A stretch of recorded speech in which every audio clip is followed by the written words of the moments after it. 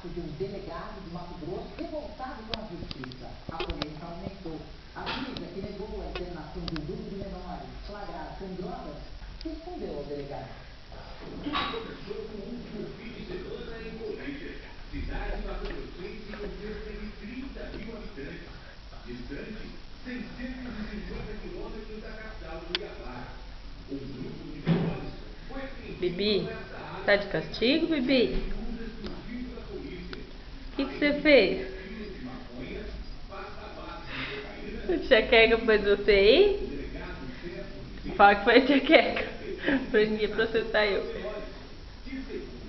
Bibi, o que você fez pra você ficar aí? Bibi, vamos sair do castigo agora, vem.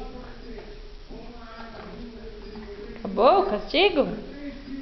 Pronto, agora pode brincar, tá? Dá um abraço da tia.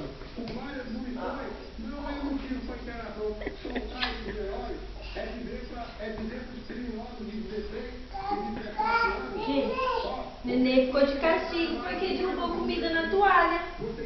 Viu? Não pode derrubar suco lá na mesa.